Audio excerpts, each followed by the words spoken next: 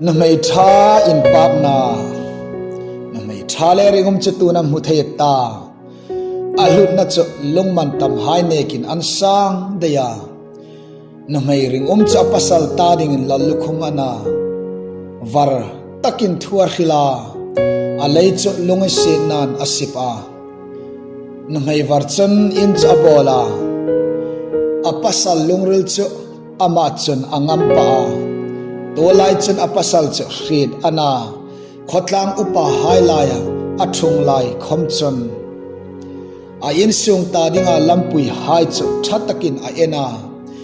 thabo na bei hrim cha fa ngai na anaw hai chu an thawa ama cha hamatha anta apasal khom chun ama chu an pak na mai lalpa ti mi then khat hai khritin an lo ve dan boas in ruthi abek dan ilo ngai tu ve lakam le chong chun kanau nu tinoro ihril ang ngein ichunga thong kati ei khua mi po hain na mai fel tak ini ti an rit seng sia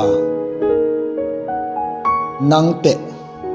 i khole veng hain na mai fel tak ini anti velak chiam hana chun isong nu hi naw pasal ipek chun adam sung pouch lalpa peve thung kata atia nangte inaw kha eng ding inam peve thung ita lal isuin sing na nuring thu chu mari rok chun thu pouch alungrin angai to a avong zinga lukabung ni chang som pakwa ei mua nangte pathian thu ngai tu a lungrila vong jing tu ini lakam miring nunga thing him chan chen cho ngai ta nunga king thing in rayata naw pasal nayata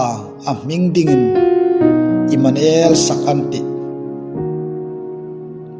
nangte in thing takin pasal inayam